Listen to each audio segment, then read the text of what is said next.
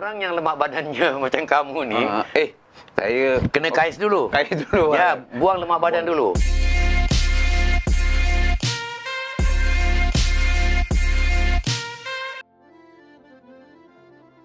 Assalamualaikum warahmatullahi wabarakatuh. Waalaikumsalam. Hari ini kita rasa macam beruntung ya, kerana kita bersama dengan seorang tokoh yang sangat dihormati, tokoh yang dikenali ramai di kalangan masyarakat, seorang pejuang seni.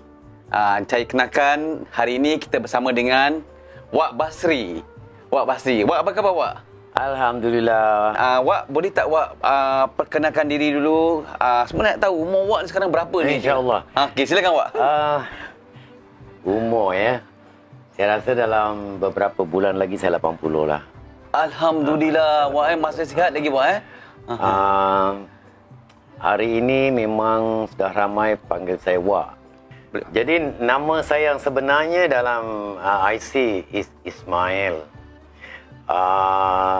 Nama Ismail Wak Ya, nama Ismail. Tapi jauh beza Wak Ismail dengan Basri Alang. Tahulah, zaman dulu bila budak tu nakal dia tukar nama. Jadi nama keluarga memang Basri lah. Oh, ya. Cuma hanya seorang dalam keluarga yang panggil saya Ismail, itu bapa saya sendiri. Okey. Lain semua panggil Basri. Dan Basri ini terus dikenal ramai di masyarakat luar, termasuk tempat kerja.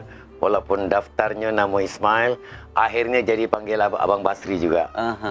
Dan gelaran-gelaran di masjid ialah Pak Alang, Surabaya, Bawian, Malaysia, semua dan Asia Tenggara lah. Ya. Panggil saya Pak Alang. Pak Alang Pasal saya pernah jadi national coach silat. Tahun berapa tu Kak? Ingat tak? 87. 87 saya rasa. Okey. Dengan orang yang interview saya juga. Di situ ada gambar kat album. Ingat lagi Pak Ingat lagi. Dalam dunia persilatan tu Wak sebenarnya macam mana bermula silat tu? Entah ya, sebenarnya saya lagi budak-budak tu minat nak jadi ulama. Tapi oleh kerana orang tua saya tak mampu nak hantar saya ke luar negeri. Ya. Angan-angan ke Universiti Azhar. Tapi dia tak mampu. Umur saya 11 tahun tu saya minta belajar silat lah. Dengan orang tua saya. Dan setelah umur 13 tahun saya turun gelanggang. Hingga retire lah. Turun gelanggang tu. Jadi dalam dunia persilatan tu, persilatan yang macam mana Wak belajar tu? Oh ya, mula-mula persilatan, nama aslinya Silat Baginda Ali. Silat Baginda Ali. Tapi digelar Silat Bawian. Silat Bawian. Sebab dia gunakan pedang. Dia gunakan pedang. Ini pedang ni Wak Okey. Ini pedang untuk Tapi ni kayu lah Wak kayu. alu. Ya, alu. Okey. Ini bukan yang asli. Boleh saya tengok Wak Boleh. Pedangnya ni. Ini pedangnya. Ada berat juga Wak Boleh tahan. Okey. Jadi saya pernah tengok juga orang main ni. Very klasik lah Wak ni permainannya Wak Di Singapura dia tak boleh gunakan pedang asli. Kerajaan tak luluskan. Tapi di Pulau Bawian, di bahagian Indonesia boleh. Jadi di zaman-zaman Wak bergiat dalam persilatan atau dalam kemuncak persilatan tu, macam mana kegiatan Wak tu? Mula-mula turun gelanggang besar, gelanggang pertandingan ya. Pada kira-kira tahun 62 di KT Kris. Untuk mendapatkan juara Jola Juli Bintang 3. Jadi bila dia tak umumkan juara, tapi diundang untuk syuting dalam filem yang berkenaan. Jadi Wak berlakon dalam filem tu ke? Tidak. Bila dah juara, kita dipilih untuk berdemonstrasi dalam filem Jola Juli Bintang 3. Itu lama tu? Lama, tahun 62. 62, saya belum ada lagi lah. Jadi pasangan saya Haji Mawar semua dah meninggal. Tetapi di dalam filem tu bukan saya yang main walaupun saya juara. Kerana saya bekerja. Okey. Dia syuting waktu waktu pejabat. Waktu tu Wak kerja lah. Wak kerja. Tak ada kesempatan lah. Tak ada kesempatan. Jadi lain orang gantilah. Okey kita. Itu bermulanya saya keluar untuk berdemonstrasi di hadapan masyarakat. Aha. Kemudian berikut tahun 64, 67. Kalau itu umur awak berapa tu waktu tu? Dia, Sekarang 80, dalam 20 tahun. 20 tahun Dalam Wah, 20 tu tahun. dia masih Dalam 20 tahun. remaja Belia lah. belia masih. Belia lah. Jadi saya main bola sepak tak menjadi sebab latihannya jauh daripada Holland Road pergi ke Shenton Way. Aha. Saya semua sukan boleh katakan saya main dalam waktu lapang. Tapi di hati dan di kepala minat saya tetap silat. Silat juga ya? Silat juga yang jadi keutamaan. Jadi hari demi hari, bulan demi bulan, tahun demi tahun kan. Iya. Akhirnya saya jadi seorang guru muda. Alhamdulillah. Saya mendapat ijazah kira-kira umur saya 16 tahun sahaja. Umur 16 tahun Ya, dah. saya dapat ijazah. Tapi dengan satu syarat. Ya. Syaratnya, kalau saya nak dapat ijazah penuh, Ha. saya mesti berumah tangga. Oh. Apabila dah berumah tangga, mesti hendakkan 2 anak. Oh. Ini permintaan guru. Oh, daripada guru ya. Pertama anak laki-laki, kedua anak perempuan. Ini yang sangat unik bagi diri saya, Ha. tanpa dimiliki oleh para guru lain. Ha. Para guru lain dengan ucapan 2 kalimah syahadat, dengan sertifikat, dengan saksi. Tapi saya lain, dengan 2 anak. Mesti nak ada 2 anak Baru dapat lulus. Guru syaratkan gitulah. Yes. Ya, ya. Jadi unik. Cara saya dapat ijazah unik. Jadi lesen saya ni kat 2 anak. Satu laki-laki, yang pertama laki-laki, yang kedua perempuan. Bila dapat ini, bila lahir ni anaknya, dah saya kalang kabut pergi rumah guru saya. Ya, ya, Untuk alhamdulillah. dapatkan restu yang penuh. Aha. Dah kena tahan balik.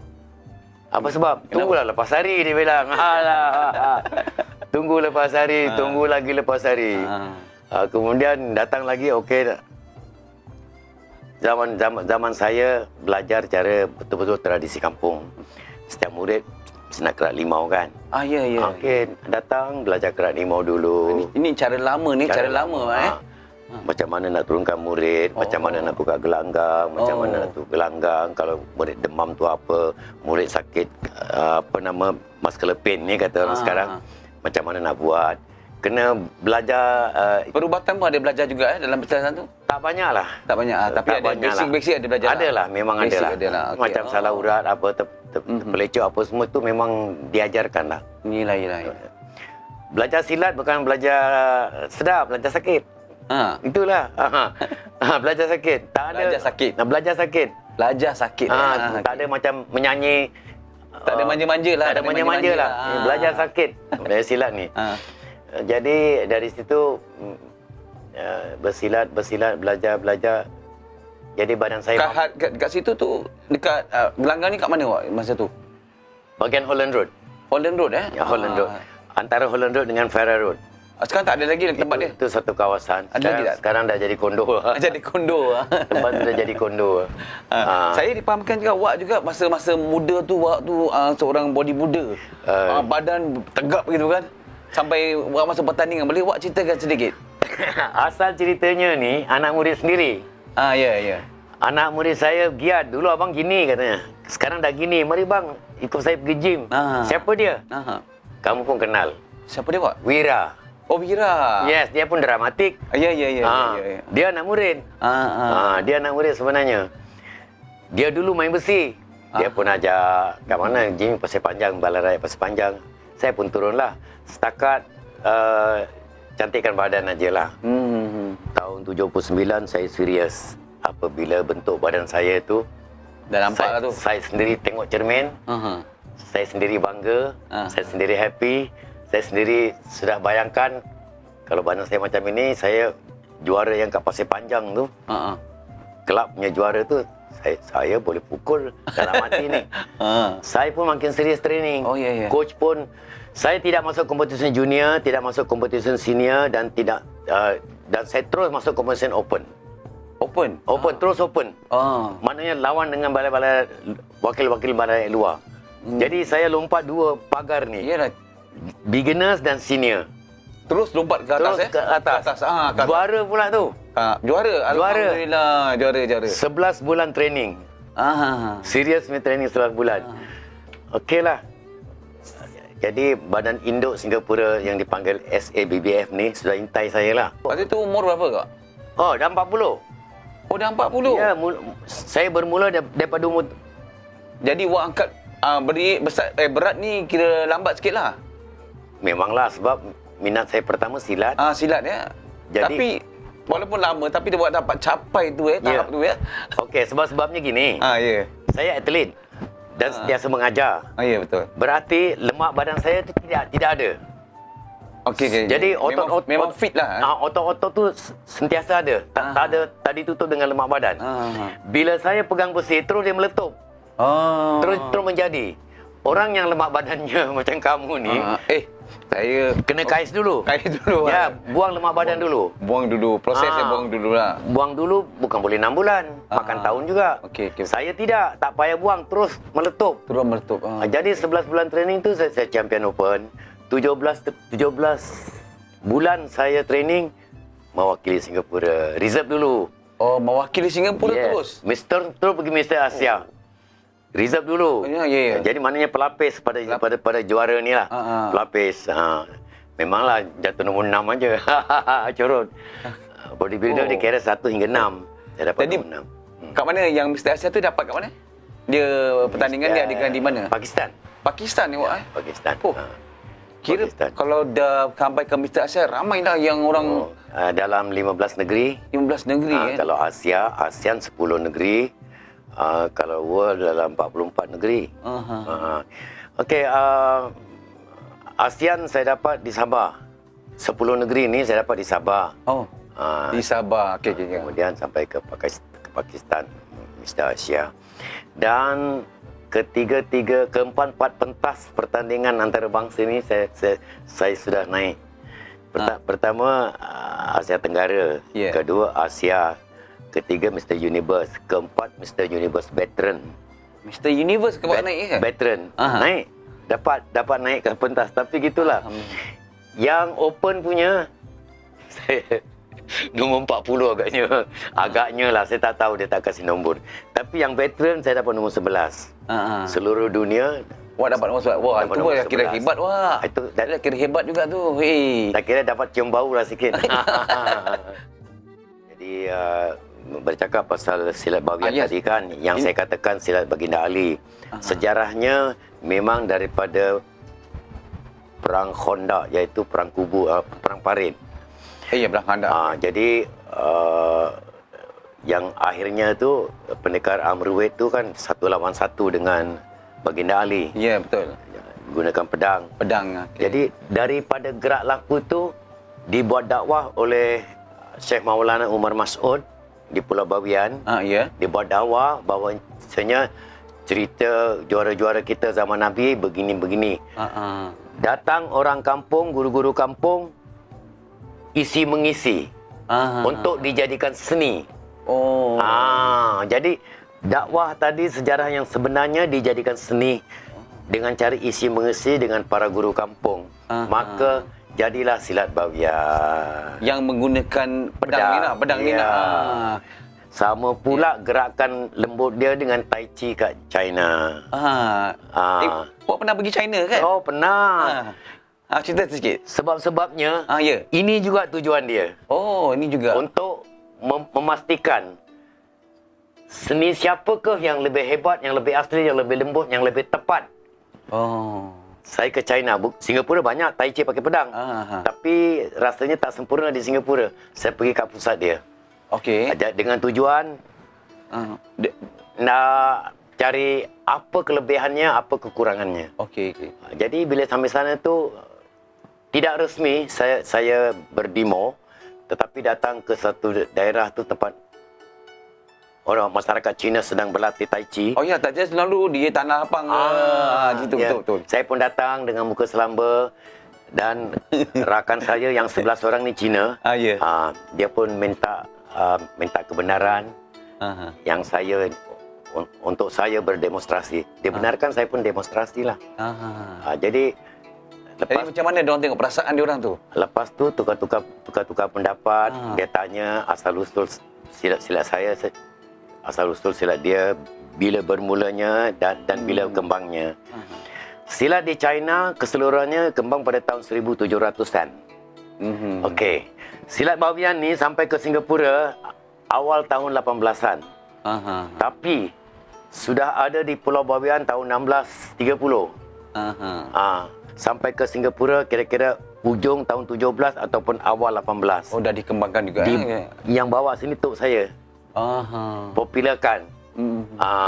Dipopularkan. Macam mana pandangan Wak tentang apa ni pengembangan silat, dan macam mana apakah usaha yang nak dibuat untuk mengembangkan silat di khususnya dalam masyarakat Singapura ni lah. Mengekalkan warisan tu lah. Macam mana, apakah formula dah? Ada formula tak? Ada. Apa yang saya tahu, Asia Tenggara memang mengambil serius untuk mengembangkan silat ni lah. Khususnya seni-seni Melayu lah. Yang ada bertaburan. Di Singapura saja, zaman saya tak kurang daripada 40 perguruan. Dan sekarang ni yang berdaftar pun kira-kira 20 lebih. Tapi tetap ada 40 juga yang tersembunyi. Yalah. Okey. Pandangan saya lah. Khususnya dalam persilatan tradisional lah. Persilatan tradisional lah. Mengekalkan warisan tradisional silat tu. Ada tak nasihat-nasihat Wak lah untuk masyarakat yang akan datang ni lah? Ya. Okey. Dari penelitian saya, tradisi dan yang bukan tradisi lagi banyak yang tradisi. Tapi tersembunyi banyak. Ya. Sekarang ni ada sebuah kumpulan untuk ketengahkan lagi, untuk kembangkan lagi, untuk dimajukan lagi, untuk disuburkan lagi. Alhamdulillah. Jadi kepada generasi masa kini lah ya. Cuba bawa warisan ini daripada zaman dulu hingga ke sekarang. Sebab apa? Sekarang ni banyak pesilat sudah kurang ajar. Dia tidak bawa hadat. Adat istiadat tu dah kurang lah. Dah kurang. Mungkin tak tahulah Wak kan. Kadang-kadang sebab dia orang tak belajar lah. Tak nak belajar cara teliti betul. Cara tradisi lah. Tidak mau mendalami. Jadi hanya setakat pandai bersilat sudah. Padahal silat tradisi ni daripada akar umbi. Banyak adat-adat dia. Banyak adat dia. Yang jangan cakap pasal gelanggang lah. Makan saja kat depan rumah guru siapa sajalah. Kita dah perlu berhadat. Apalagi masuk. Makan ni ramai-ramai ni kita perlu berhadat. Cara menghormati guru. Jadi anak muda sekarang, khususnya pendekar-pendekar muda sekarang, betul. Kalau 10 yang pandai hadat, saya rasa 2 saja. Ini apa yang saya lihat dari mata kepala. Saya bukan nak ngomel-ngomel kepada masyarakat, tidak. Jadi kerana inilah saya anjurkan belajarlah silat dan mendalamilah ia daripada gerak laku, sejarah, perihadat, dan juga akhirnya perlu gubahan-gubahan tu diteruskan. InsyaAllah. Sebab gelanggang silat mempunyai gubahan tersendiri. Bukan saja Pelamin yang ada gubahan, tapi gelanggang silat juga ada gubahan-gubahan. Jadi nanti dalam album saya banyak gubahan. Bolehlah ditunjukkan. Nanti insyaAllah saya akan pamerkan ini semua ni. Yang mana album-album Wak yang kat sini ni banyak kenangan ya Wak ya. Okey, apa ni terima kasihlah. Terima kasih Wak Basri Alang kerana sudi berwawancara dengan kita kan, dengan sama. Terima kasih pada kameraman Wak. Terima kasih. Jadi semoga apa yang dipaparkan, apa yang dinasihatkan oleh Wak Basri Alang ni menjadi kita punya inspirasi kita untuk meneruskan perjuangan Wak ni, warisan daripada sesepuh ni. Sesepuh tu maknanya apa Wak? Saya sesepuh tu kira pesilat veteran lah. Pesilat veteran lah. Senang cakap pesilat veteran lah. Yang sudah berjasa lah.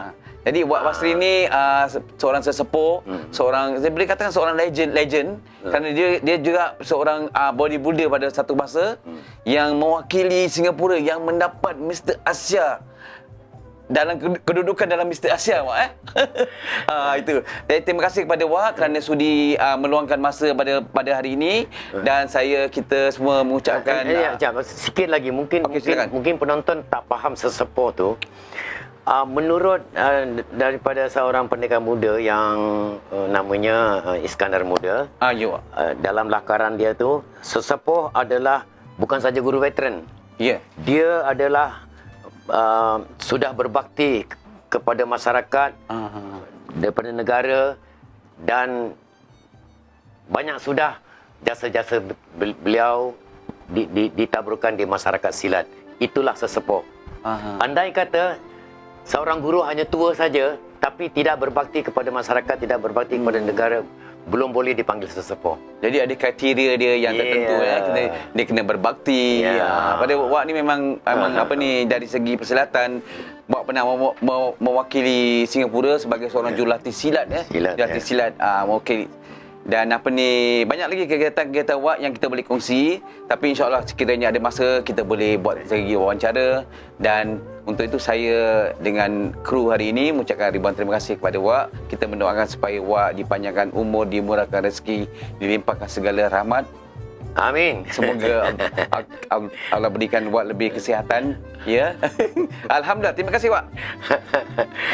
Alhamdulillah. Aduh.